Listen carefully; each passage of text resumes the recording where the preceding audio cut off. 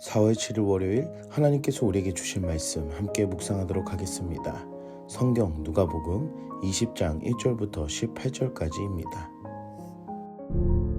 제20장. 하루는 예수께서 성전에서 백성을 가르치시며 복음을 전하실세 대제사장들과 서기관들이 장로들과 함께 가까이 와서 말하여 이르되, 당신이 무슨 권위로 이런 일을 하는지, 이 권위를 준 네가 누구인지 우리에게 말하라. 나도 한 말을 너에게 물으리니 내게 말하라. 요한의 세례가 하늘로부터냐 사람으로부터냐? 그들이 서로 의논하여 이르되, 만일 하늘로부터라 하면 어찌하여 그를 믿지 아니하였느냐 할 것이요, 만일 사람으로부터라 하면 백성이 요한을 선지자로 인정하니 그들이 다 우리를 돌로 칠 것이라. 어디로부터인지 알지 못하노라. 나도 무슨 권위로 이런 일을 하는지 너에게 이르지 아니하리라.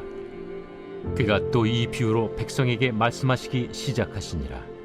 한 사람이 포도원을 만들어 농부들에게 세로 주고 타국에 가서 오래 있다가 때가 이르매 포도원 소출 얼마를 바치게 하려고 한 종을 농부들에게 보내니, 농부들이 종을 몹시 때리고 거저 보내었거늘 다시 다른 종을 보내니 그도 몹시 때리고 능욕하고 거저 보내었거늘 다시 세 번째 종을 보내니 이 종도 상하게 하고 내쫓은지라.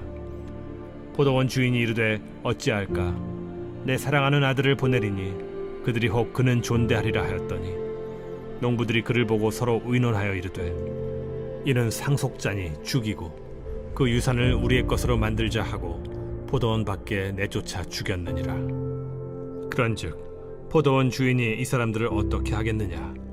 와서 그 농부들을 진멸하고 포도원을 다른 사람들에게 주리라. 그렇게 되지 말아지이다. 그들을 보시며 이르시되, 그러면 기록된 바 건축자들의 버린 돌이 모퉁이의 머릿돌이 되었느니라 함이 어찌미냐? 무릇 이 돌 위에 떨어지는 자는 깨어지겠고 이 돌이 사람 위에 떨어지면 그를 가루로 만들어 흩으리라. 오늘 본문에서는 예수님께서 성전을 청결하게 하신 이후에 백성들을 가르치시고 계실 때 대제사장과 서기관, 장로들이 예수님께 다가오는 것을 볼 수 있습니다. 이들은 모두 성전 안에서 유대교와 정치의 권력자들이었습니다. 예수님께서는 성전에서 장사하는 자들을 쫓아내신 것과 백성들을 가르치시며 복음을 전한 것이 마땅하였음에도 불구하고 이들은 예수님 앞에 권위를 어디서 얻었느냐고 질문하는 것을 보게 됩니다. 이들은 진정으로 몰라서 예수님께 질문한 것이 아닙니다. 예수님의 대답에 트집을 잡기 위한 질문이었습니다. 하나님으로부터 권위를 얻었다고 한다면 신성모독과 성전모독의 혐의를 씌울 수가 있기 때문에 이들은 의도적으로 예수님께 접근한 것이었습니다. 하나님의 임재가 있어야 하며 은혜가 있어야 하는 이 성전의 공간에 자신들의 체면과 권위를 위해 하나님의 아들이신 예수님마저도 아무런 소용이 없는 이들의 악함을 볼 수 있습니다. 말씀을 보며 때로는 내 자신의 체면과 자존심이 예수님의 길을 가리며 방해가 되며 살아가지는 않은지 생각해 보아야 합니다. 진정으로 그들이 하나님의 아들이심을 알았더라면 이들은 땅을 치고 후회하거나 혹은 부끄러워서 숨을 곳을 찾을 것입니다. 하지만 그들과는 달리 우리는 예수님의 존재를 분명히 안다는 것입니다. 그래서 우리의 교만함과 자만함이 예수님의 은혜를 가리는 일이 없기를 소망합니다. 예수님께서는 권위에 대한 질문을 역질문으로 세례 요한의 권위를 되물어 보십니다. 그 이유는 세례 요한이 예수님의 권위를 인정했기 때문입니다. 그의 권위를 하늘의 권위로 인정하면 예수님의 권위가 인정될 것이고, 사람으로부터라고 한다면 많은 백성들이 보고 있는 가운데에 민심을 잃게 되기 때문입니다. 예수님의 질문을 보며 주님은 사람의 생각을 넘어 완전한 지혜자이신 분이심을 알 수 있습니다. 그 어느 누구도 예수님을 넘어뜨릴 자가 없습니다. 결국 이들은 그 예수님의 질문에 침묵할 수밖에 없는 것입니다. 사랑하는 성도 여러분, 종교 지도자들의 질문한 이 위기를 지혜롭게 이기신 예수님을 생각하며 우리가 마주하는 어려운 문제들 앞에 예수님께 지혜를 구해야 합니다. 그러면 예수님께서는 우리의 삶 속에서 세상을 이길 지혜를 주실 줄 믿습니다. 예수님께서는 악한 지도자들을 향해 포도원의 비유로 설명하십니다. 비유 속 농부들은 마땅히 바쳐야 할 소출이 있음에도 주인이 보낸 종들을 폭행합니다. 이것은 구약시대의 이스라엘의 역사에서 하나님의 신실한 종인 선지자들을 거절한 것을 이야기하는 것이었습니다. 그리고 결국 그 역사 안에서 이스라엘은 패망한 것을 우리는 알 수 있습니다.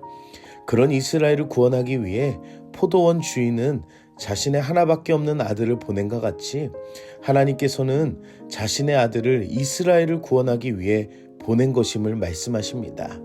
하지만 이 아들을 거절하고 죽이게 되는 이 이야기를 통해 예수님께서는 자신의 죽음을 예고하시는 비유를 말씀하십니다.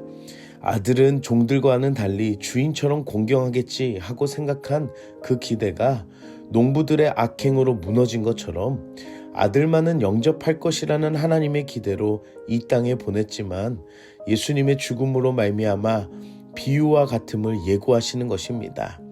하지만 하나님께서는 이 아들을 다시 살리실 것이고 새 성전의 모퉁이 돌처럼 하나님 나라의 왕으로 회복하실 것입니다.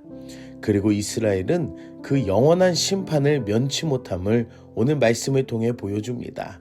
사랑하는 성도 여러분, 하나님의 아들이신 예수님은 다시 살아나셔서 영원한 구원의 반석이 되십니다. 하지만 그 아들을 믿지 않는다면 영원한 심판의 걸림돌이 될 것입니다. 종교적으로 굳어져 버린 그 마음들과 세상이 추구하는 신념들이 예수님을 잊어버리고 착각으로 살아가는지 생각해 보아야 합니다. 영원한 구원의 반석이시며 다시 오실 그 예수님의 영광이 우리의 믿음 안에서 굳건해지며 예수님의 전심으로 사랑할 수 있는 신실한 자녀들이 되시기를 축복합니다. 함께 기도하겠습니다. 사랑의 하나님, 오늘도 말씀으로 은혜 주시니 감사합니다. 예수님의 영광을 가리며 살아간 우리의 악함이 있다면 불쌍히 여겨주시고 용서하여 주시옵소서. 우리가 살아가며 어려운 삶의 문제들이 있습니다. 참 지혜자이신 예수님만을 의지하며 지혜를 구하는 우리들이 되게 하여 주시옵소서. 또한 다시 오실 예수님을 참으로 기다리는 심령이 되게 하여 주시고 주님의 영광이 우리의 삶에 가리워지지 않도록 늘 깨어 있으며 말씀 안에 살아가는 참된 자녀들이 되게 하여 주시옵소서. 세상이 복음보다 앞서간다 생각하며 잘못된 신념들을 추구하고 살아가는 교만하고 잘못된 마음들을 제하여 주시고 영원한 생명의 말씀을 깊이 알아 이 땅에서 보지 못하는 유일한 그 하늘의 소망을 바라보는 참된 믿음이 되게 하여 주시옵소서. 영원한 구원의 반석 되시는 예수님을 깊이 알게 하여 주시고 그 어느 것 하나도 예수님의 영광을 가리거나 넘어서지 않게 하셔서 오직 예수님의 은혜 안에만 머무는 우리들이 되게 하여 주시옵소서. 오늘 하루도 예수님 안에서 감사와 기쁨과 영광을 돌리는 그 하루가 되길 소망하며 예수님의 이름으로 기도드립니다.